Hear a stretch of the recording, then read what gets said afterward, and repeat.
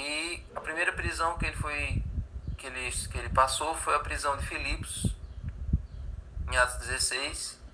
E no final do livro ele é preso em Jerusalém e dessa prisão é que ele vai para Roma.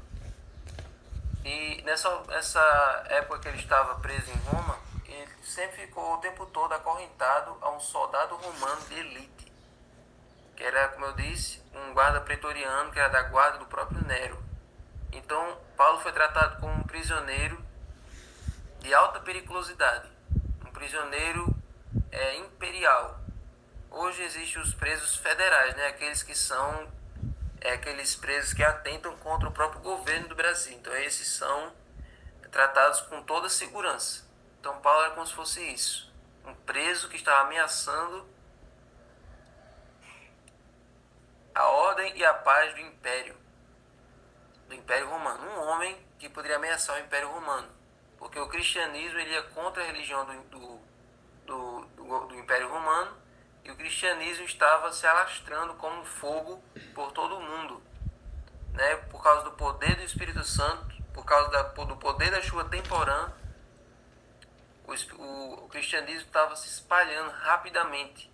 Por onde os apóstolos iam, onde eles plantavam a mensagem, aquela mensagem se espalhava para aquela região, e em quase todos os lugares do mundo conhecido, o evangelho já estava sendo conhecido, né? Estava se tornando conhecido.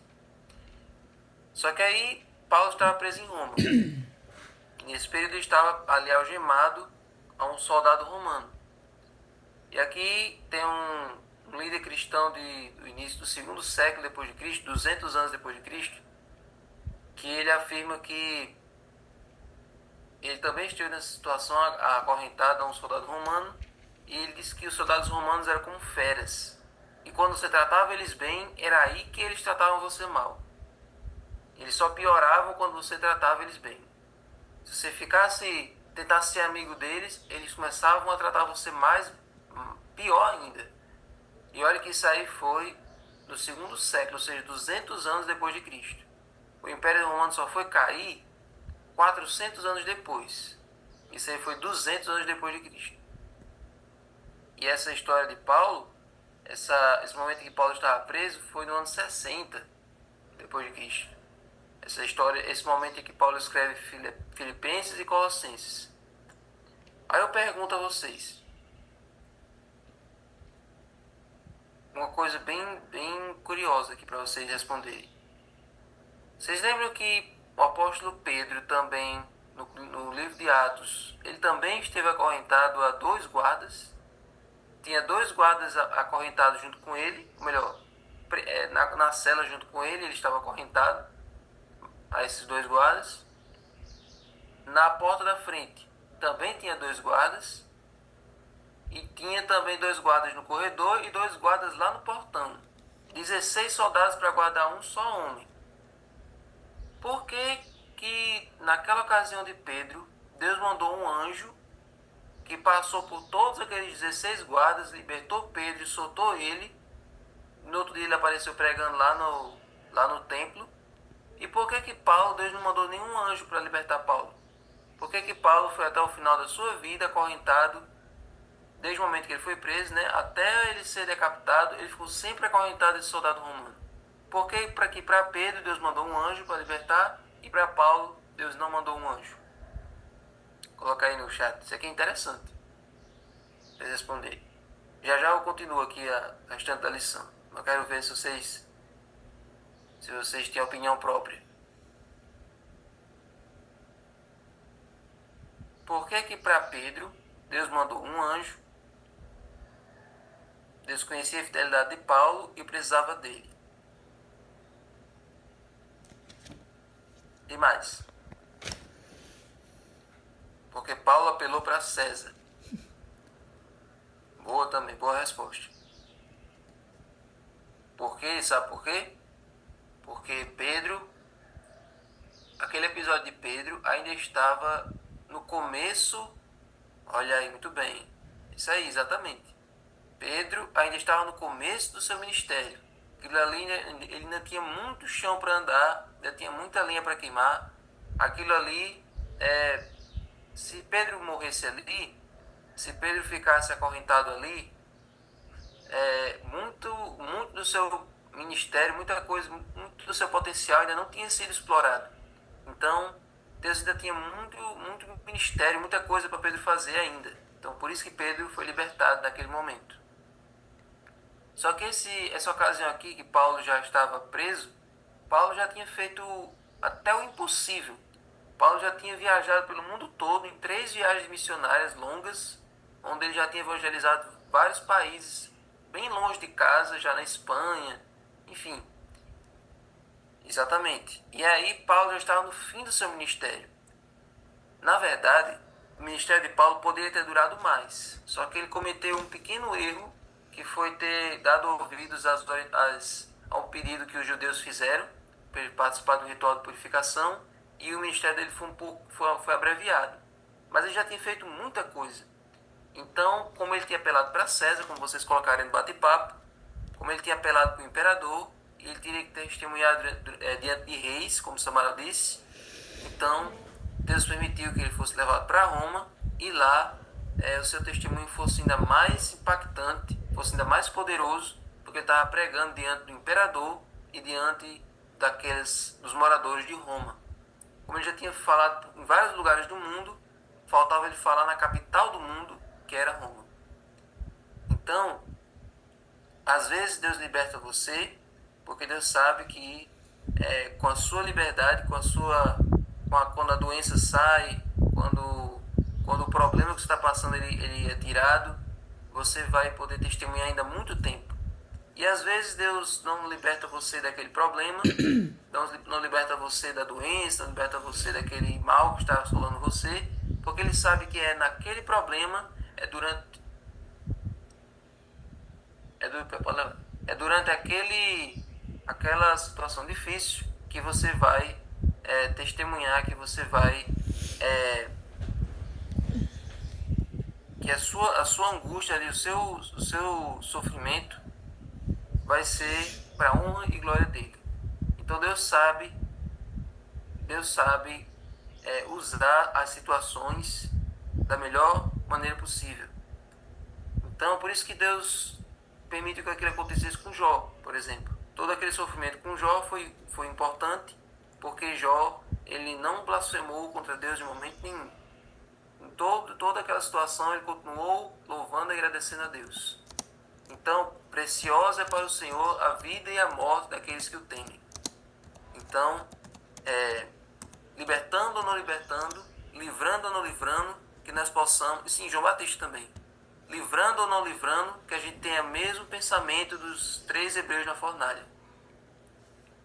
Quer que se o Senhor quiser nos livrar, Ele vai nos livrar, mas nós não vamos nos prostrar diante da estátua, nós não vamos arredar, nós não vamos desistir de Deus, nós não vamos desistir de adorar a Deus.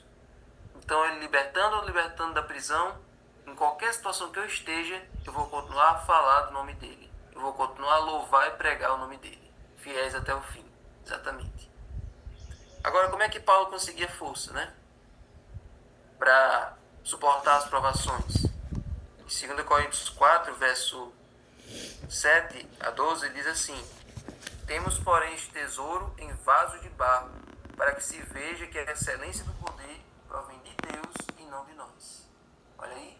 Então Paulo diz: eu sou apenas um vaso de barro. Eu sou apenas um receptáculo.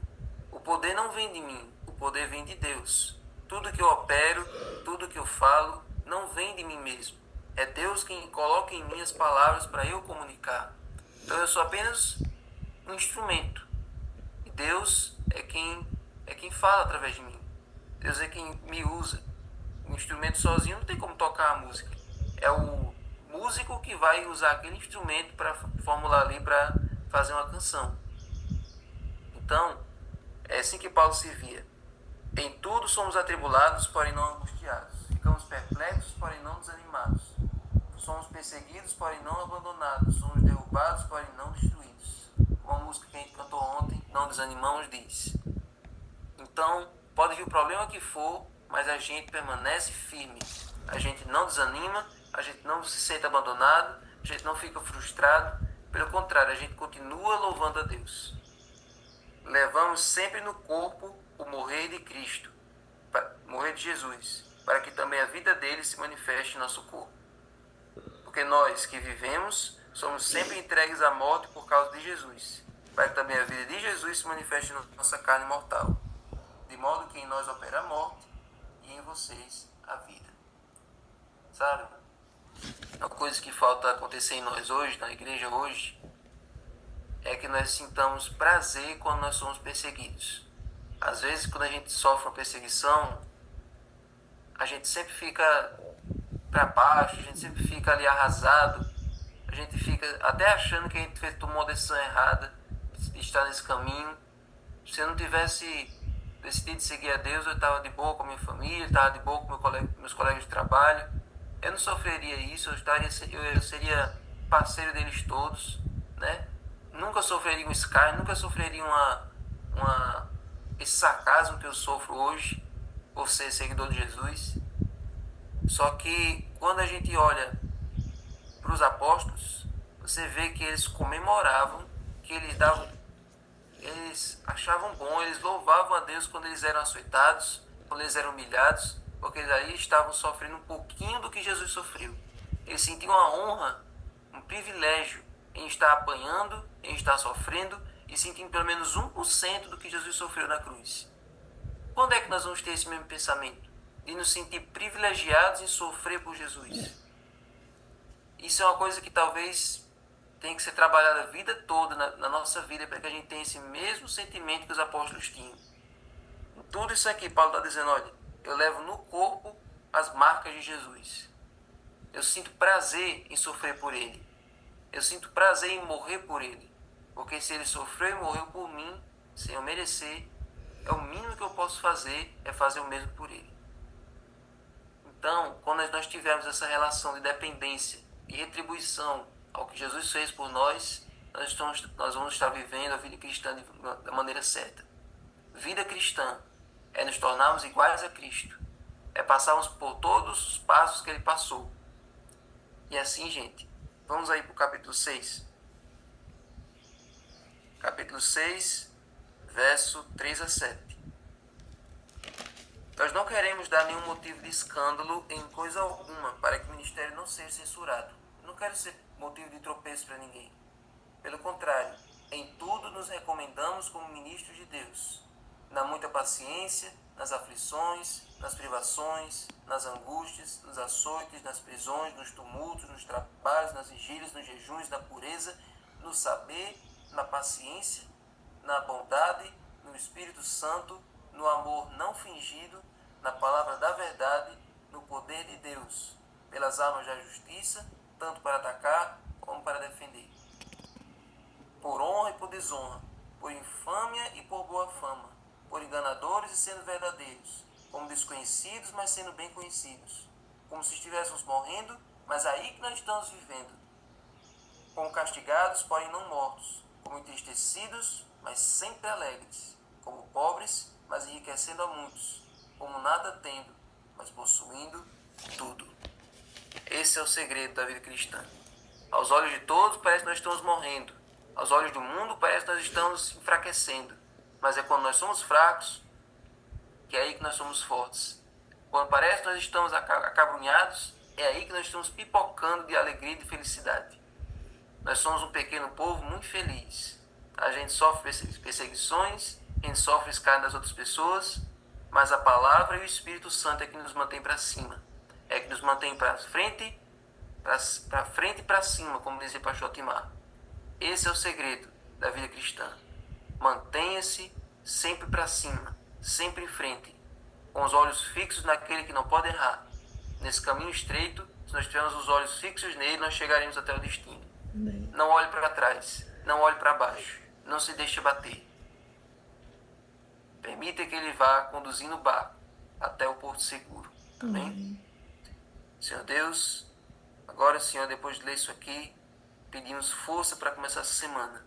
Pedimos a mesma coragem, a mesma intrepidez que Paulo tinha, de enfrentar tudo com um sorriso no rosto, de enfrentar tudo se sentindo privilegiados por estar passando pelo mesmo que o Senhor passou. Nos ajuda, Senhor. Nos ajuda a sermos pequenos cristos, a vivermos a Tua vida em nós. Agora, pessoal, o estudo do livro, o livro Ouço pedir mais e que esse dia possa ser um dia abençoado e cheio de bênçãos em nossa vida. Abençoa a Tominha, abençoa a irmã Socorro, desde já, em nome de Jesus. Amém. Amém.